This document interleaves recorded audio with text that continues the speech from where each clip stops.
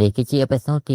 26ជាវឆិនត្រូវបានកយកមកសម្រាប់នៅលើភ្នំលយន្តពីអ្នកលពូជីខណៈដែលនៅខាងក្រៅមានសម្ដីរំខានបង្កឲ្យជាវឆិនគាត់ក៏បានភ្ញាក់ពីដំណេកស្រាប់តែបើភ្នែកឡើងឃើញថានៅពេលនេះខ្លួនកំពុងតែដេកលើគ្រែជាមួយលពូជីមានការភ្ញាក់ផ្អើលក៏ស្ទុះស្ទាក្រោកឡើងពិនិត្យបច្ច័យទៅលើរាងកាយហើយក៏បន្តប្រាស់នរន្ទះជើងធាក់ទៅកាន់លពូជីមួយជើងផាច់ជាហេតុធ្វើគាត់ភ្ញាក់ពីដេកចាប់ជើងរបស់គាត់ជាមួយនឹងការឆ្ងល់ហេតុអ្វីបានជាពួកយើងទាំងពីរត្រូវបានមកសម្រាប់លើគ្រែទាំងពីរអ្នកទៀតហើយជាវឆិនបន្តតលោកចាំមិនយ៉ាងម៉េចទៀតទេចាប់តាំងពីពួកយើងទាំងពីរបានផ្ដាច់ទំនាក់ទំនងគ្នាមិនដែលបាននៅចិត្តគ្នាមកវិនិច្ឆ័យឡើយបានហើយនេះពេលនេះឆាប់ថយចេញពីគ្រែរបស់ខ្ញុំតែមួយជើងផាច់ទម្លាក់ទៅលើគ្រែខណៈដែលគាត់មើលទៅបរិវេណទីនេះឃើញថានេះជាក្បួនបង្កើតព្យាបាលរបស់ជាងយន្តឃើញសមុទ្រមើលគាត់ក៏សម្ដៅទៅជាវឆិនក៏បន្តថាខ្ញុំដឹងហើយថារឿងនេះសិស្សរបស់លោកជាអ្នកនៅពីក្រោយខ្នងមេបាក់ជីយកសម្បត្តិមកមើលប្រាប់ថាហាយ៉ានេះគេមានចំណែកកូនសិស្សរបស់នាងដែរសៅយានាងក៏បានសរសេរប្រាប់ទៅកាន់អ្នកគ្រូថាភ្នំលយន្តមាននៅកន្លែងតិចតួចបំផុតដូច្នេះហើយចូលគាត់សម្រាប់នៅជាមួយលពូជីសិនទៅ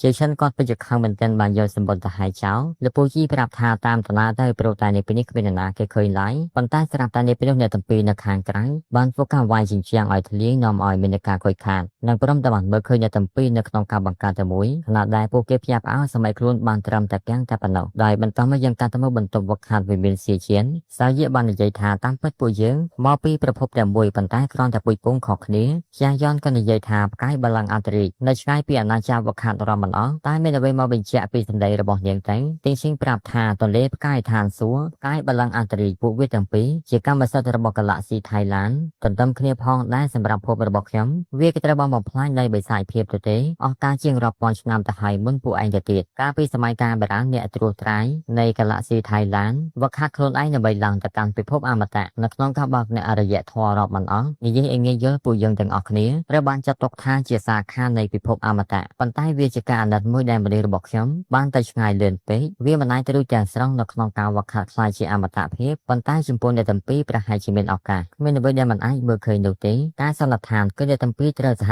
ការជាមួយនឹងខ្ញុំនៅក្នុងការដាស់នៅប្រលឹងទេវភាពសម្រាប់ការបណ្ដុះផ្លូវអមតៈភាពមួយសន្ទុះមកយ៉ាងក៏សួរថារឿងដែលយើងនិយាយគ្នាវាមានអ្វីពាក់ព័ន្ធជាមួយនឹងអ្វីដែលខ្ញុំកំពុងតែធ្វើនេះទេសាយាក៏សួរថាតើនេះគឺជាវិធីសាស្ត្រដែលនាងរកឃើញសម្រាប់ការដោះសោនៅអំណាចប្រលឹងទេវភាពមែនទេទីងប្រាប់ថាមិនដឹងទេអ្នកទាំងពីរក៏ដាច់ចង្កេះតែម្ដងហើយមួយបានមែនតែនដែលសម្ដៅទៅរកនាងក៏បន្តថាដើម្បីយល់ដឹងពីអារម្មណ៍នៃប្រលឹងទេវភាពរាងកាយព្រមជាមួយចិត្តរបស់យើងត្រូវតែស្របគ្នាហើយធ្វើការបង្រួមប្រលឹងនឹងរូបកាយតែមួយវិធីដឹកនាំធម៌ពលលៀងស៊ីដែលខ្ញុំបានបង្កើតឡើងនឹងធ្វើឲ្យអ្នកទាំងពីរយល់ដឹងពីរលកធម៌ពលប្រលឹងចំហាយស្រាលនៅក្នុងខ្លួនសាយៈប្រាប់ថាមកសំហេតុផលតរសោះគោសម្ព័ន្ធវិញ្ញាណផ្កាយទលេសួររបស់នាងមានការយល់ឃើញធម៌ពលមុតស្រីបំផុតនាងមិនដែលមានអារម្មណ៍ថាមានអំណាចប្រលឹងអ្វីទាំងអស់ទីងជាងប្រាប់ថាអញ្ចឹងមានវិធីសាស្ត្រមួយទៀតប៉ុន្តែវាពិតជាមានហានិភ័យចំពោះជីវិតជាងយ៉ាងសួរថាធ្លាប់សាកល្បងខ្លួនឯងនៅយើងប្រាប់ថាបើយើងសាកល្បងខ្លួនឯងដំណើរការនោះនាងប្រកាសជាលះបង់ជីវិតខ្លួនឯងដើម្បីសាកល្បងវាហើយដែលបានដឹងការពិតនៅពេលព្រលឹមទូស្លាប់ទៅវិញនៅពេលល្ងាចនាងក៏អស់ចិត្តដែរការទៅមើលហឺលីងបន្តបញ្ជាពួកគេឲ្យលើកអានិដានោះព្រោះតែចាប់ពីពេលនេះទៅវាជាកម្មសិទ្ធិរបស់និកាយជីវសុនប្រាស់ដាវនោះក៏និយាយថាចាប់តាំងពីមេបាក់ជីវព្រមជាមួយនឹងមេបាក់ជីមានភាពសាសនាសាងនៅគ្រួសារតែមួយទៅហើយហើយទៅបានជានាងព្រមជាមួយនឹងខ្ញុំដែលតបន្ត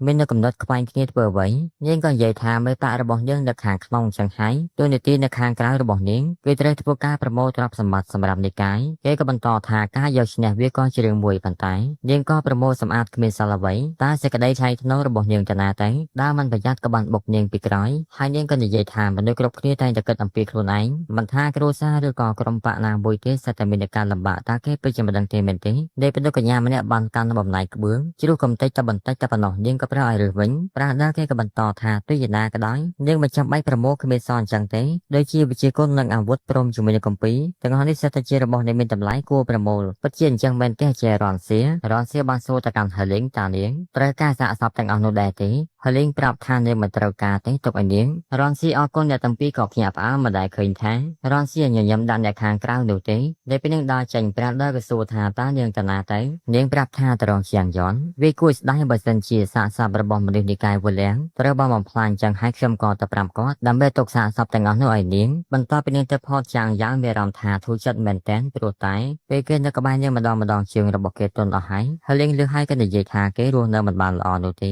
នៅពេលនេះលពូ ជាក៏បានចែងមកបន្តទៅកាន់ចាងយ៉ានបង្កបញ្ហាធំបែបនេះហើយទៅបានជាឯងមិនមើលគេតើវាពិតជាខ្វះបន្ទប់ណាស់មែនទេទៅបានជាឲ្យយើងស្នាក់នៅជាមួយនាងឆាប់ធ្វើការចែករំលែកបន្ទប់ឲ្យយើងទៅរងចាំចាងយ៉ានមកពីវិមានស៊ីជៀនវិញចាំដោះស្រាយជាមួយនឹងគេលើឲ្យចាងយ៉ានគេក៏បានអស់សំណើគាត់គេសួរថាឯងសោយអ្វីលៀនធានប្រាប់ទៅកាន់មេប៉ាជីកុំឲ្យមួម៉ៅអីមេប៉ាទាំងពីរនៅជាមួយគ្នាបែបនេះវាក៏ជាគំរូល្អមួយសម្រាប់ឲ្យសិស្សគុណយកគំរូតាមហើយវាក៏ដូចជាធ្វើឲ្យនិកាយទាំងពីរមានភាពស៊ីសង្វាក់នឹងគ្នាទៀតផងមិនត្រឹមតែជាមិត្តភាពធម្មតានោះទេវាក៏អាចលើសពីមិត្តភាពទៀតក៏ថាបានលើហើយជឿឈិនពិតជាមួម៉ៅមែនទែនបានដេញវាយនាងក៏រត់តែតែមើលសងយ៉ាងបាននាំអ្វីមួយមកឲ្យចាងយ៉ានមើលប៉ុន្តែនៅពេលបើកទ្វារស្រាប់តែកាំងព្រោះតែបានឃើញតែទាំងពីរកំពុងតែធ្វើការចងក្បាច់អ្វីនោះទេហើយនេះគេក៏បានចូលមកពិនិត្យមើលសួរថាតើនេះគឺជាវិធីសាស្ត្រអាការៈវិរុទ្ធថ្មីមែនទេហើយក៏បានធ្វើការយកដៃចុចលេងទៅកាន់ចាងយ៉ានចោះឡើងខណៈដែលចាងយ៉ានប្រាប់ទៅកាន់ទិញឈៀងចំមួយថ្ងៃទៅហើយគេដូចជាមិនមានអារម្មណ៍ថាមពលព្រលឹងសូម្បីតែបន្តិចមើលទៅកំណត់ថ្មីរបស់នាងគ្មានប្រយោជន៍អ្វីនោះទេ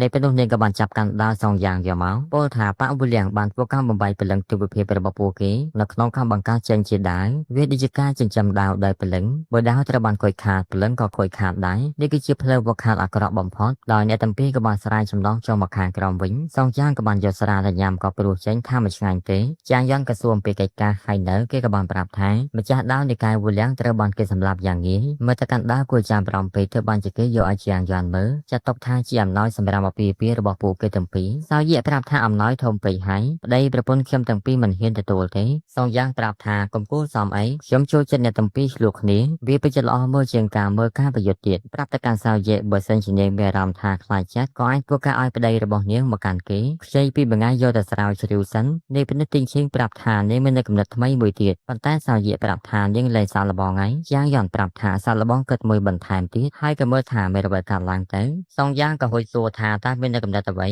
អាចធ្វើការរាប់ខ្ញុំបញ្ចូលផងបានទេទិញឈៀងបានត្រឹមតែញញឹមតែប៉ុណ្ណោះហើយវាក៏បាននាំឲ្យエピសូតរបស់យើងត្រូវបានស្ដែងកន្លែងនឹងឯងជាចុងក្រោយក៏សូមអរគុណសម្រាប់ការគាំទ្រនិងការទស្សនាវីដេអូបណ្ដាលដល់ចប់ក៏ដូចជាការ like ព្រមជាមួយនឹងការ comment អធិស្ឋានរំលឹកកំហុសឆ្គងពីសំណាក់ពេលនេះមានមេប៉ាក់លយមួយក៏សូមអរគុណសម្រាប់សួរបាយបាយ